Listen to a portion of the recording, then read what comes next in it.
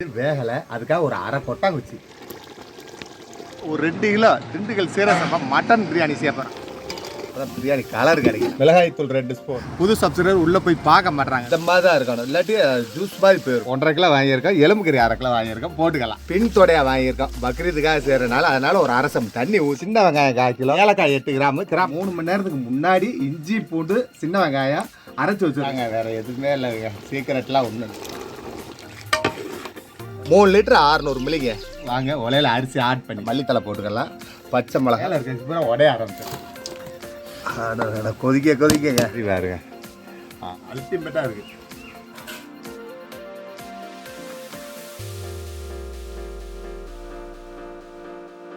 Hello master, நம்ம இப்போ ஒரு 2 கிலோ திண்டுக்கல் சீரக மட்டன் பிரியாணி சேர்ப்போம். அது இப்போ செய்யலைங்க, பக்ரீத்துக்கு செஞ்சது. அது கொஞ்சம் வேலை பழு காரணமாக வீடியோ போட முடியல. இப்போ 2 கிலோ, அதாவது எப்படி மட்டன் வேக வைக்கணும் எல்லா மெத்தடும் சூப்பராக சொல்லி புது சப்ஸ்கிரைபருக்காக. ஏன்னா புது சப்ஸ்கிரைபர் உள்ளே போய் பார்க்க மாட்டாங்க. இந்த வீடியோ போட்டோம்னா டக்குன்னு போய் பார்ப்பாங்க, அவங்களுக்கு யூஸ்ஃபுல்லாக இருக்கும். வாங்க எப்படி செய்யலான்னு பார்ப்போம். அடுப்பு இப்போ பற்ற வச்சாச்சு, எரிஞ்சிக்கிட்டு இருக்கு. தூக்கி வச்சோன்னா கருக. அதனால் இதுலேயே நம்ம எண்ணெய், நெய், பல்லாரி, புதினாவை போட்டுக்கலாம். பல்லாரி 200 கிராம், புதினா ஒரு கைப்பிடி, எண்ணெய் 250 மில்லி, நெய் 300. நெய், ரீஃபைண்ட் ஆயில், பெரிய வெங்காயம், மலைச்சாராய், புதினா, மிளகாய் தூள் 2 ஸ்பூனு. வாங்க அடுப்பில் சட்டியை வைப்போம்.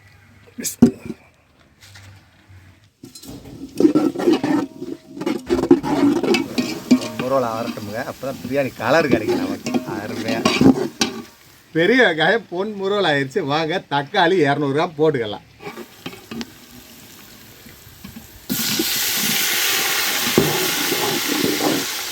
தக்காளி எப்பயுமே நைஸாக வெட்டக்கூடாது. இங்கே பாருங்க, இந்த மாதிரி தான் இருக்கணும், இல்லாட்டி ஜூஸ் மாதிரி போயிடும் பிரியாணி, அப்படியே களியாக. அந்த மாதிரி செய்யக்கூடாது. இந்த மாதிரி இருந்தால் வணங்கும் நமக்கு நல்லா நின்று.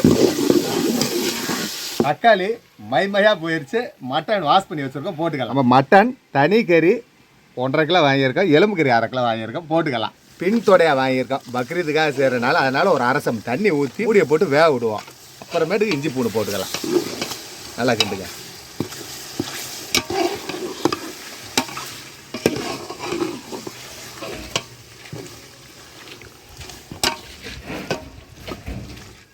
ஒரு அரசம் தண்ணி ஊற்றி வேக விடுவோம். அப்புறம் இஞ்சி போடலாங்க.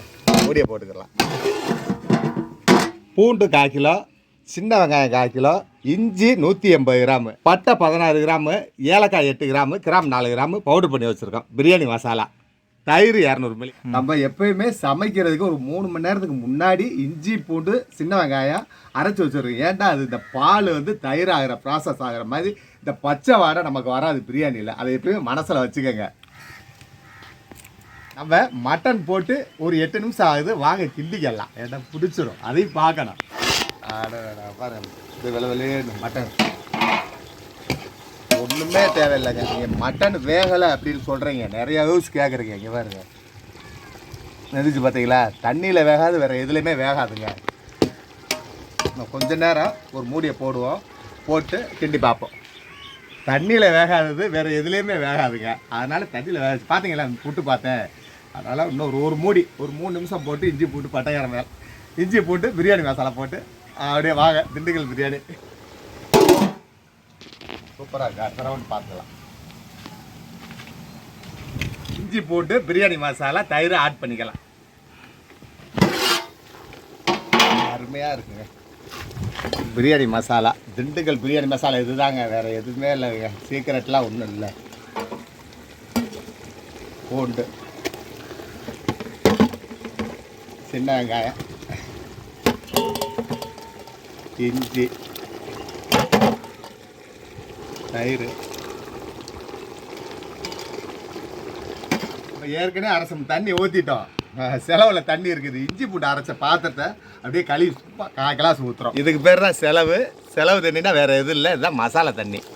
கறி வெந்துருச்சு பார்த்துருப்பீங்க. ஒரு 80 கிராம் உப்பு போட்டுக்கலாம். நீ மூடி போட தேவையில்லைங்க, அப்படியே பரட்டி பரட்டி விடுவோம். எண்ணெய் தெரிஞ்சு வரட்டும்.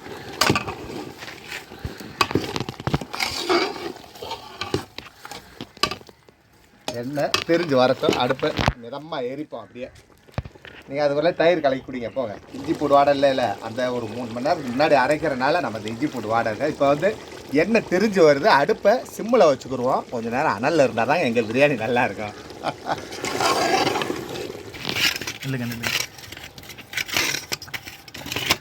நடுவில் கழிச்சு வெளியே கொண்டு வந்துடணும். ஏன்னா நடுவில் பிடிக்காம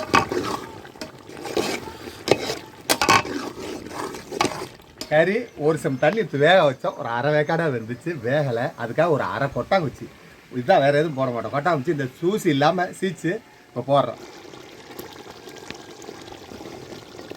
இதோட பவர் வேறு எதுலேயுமே இல்லைங்க. தண்ணி ஊற்றும்போது எடுத்துடலாம். எந்த வட்டி கறி இல்லை, அனல்லே இருக்கட்டும்.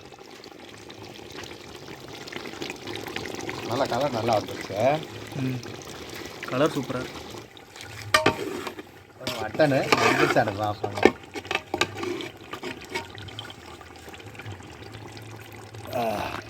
மட்டன் வந்துருச்சு பார்த்தீங்களா. இப்போ நம்ம உலைக்கு தண்ணி ஊற்றிட்டு அரிசியை ஊற போட்டுக்கரலாம். உலைக்கு வந்து 1க்கு 1.5 தான்.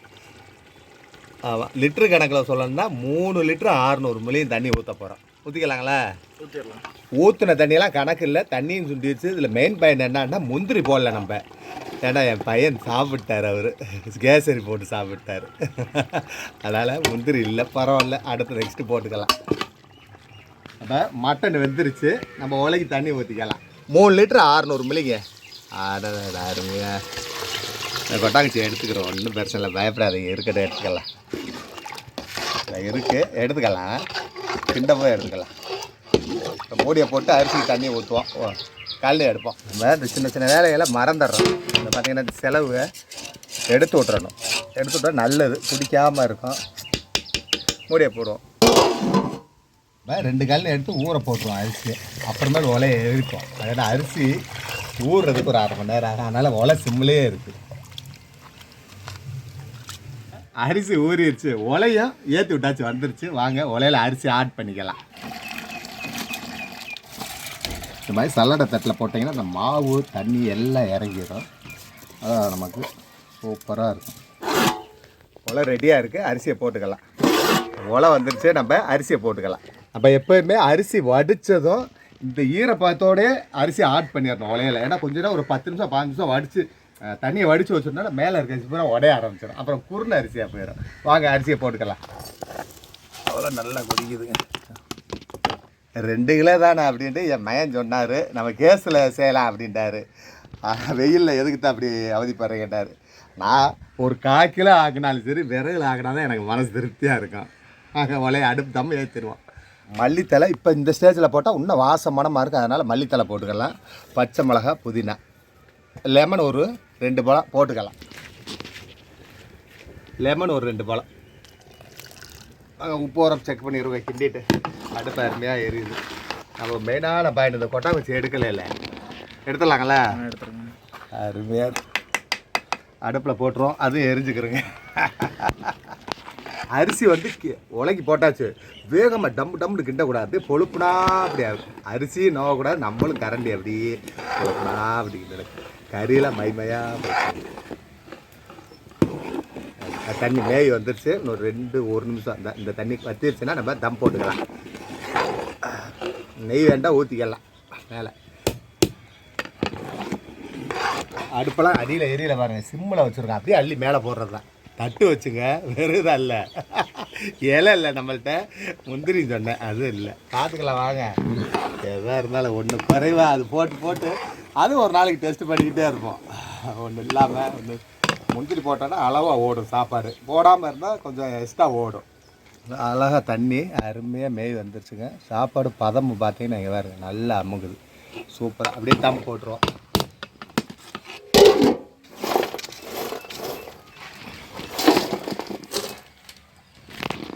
தம் போட்டு ஒரு 20 நிமிஷம் 25 நிமிஷம் வெயிட் பண்ணுவோம். பிரியாணி வேறு லெவலாக இருக்குங்க. நம்ம அப்படியே கீழே ரிங்கு அடிச்சு விட்ருவோம். நம்ம தம் போட்டாச்சு, சுற்றி ரிங்கு அடித்தாச்சு. ஒரு 25 to 30 நிமிஷம் சென்று தம் உடைக்கிற பார்ப்போம். அதுக்கு முன்னாடி ஒரு 4-5 ஐட்டம் செஞ்சுருக்கேன், வாங்க போய் பார்ப்போம். எக்கு,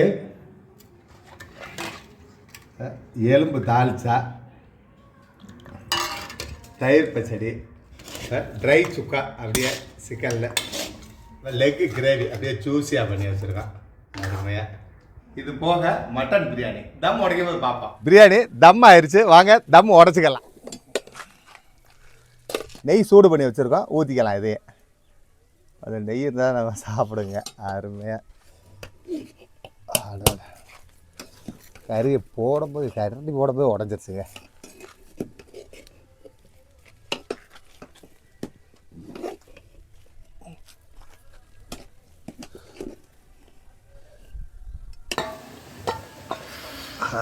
கொதிக்கங்க.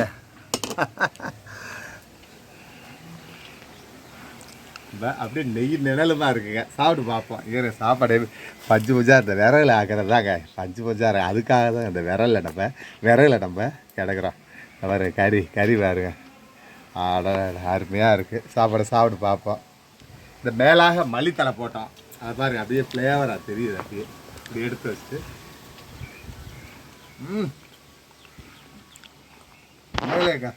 அல்டிமேட்டாக இருக்குது. இதே போல் நீங்களும் நம்ம மெத்தடில் உண்மையிலேயே சிம்பிளாக இருக்கும், ஈஸியாக இருக்கும், செஞ்சு பாருங்கள். நெக்ஸ்ட் வீடியோவில் சந்திப்போம். நன்றி.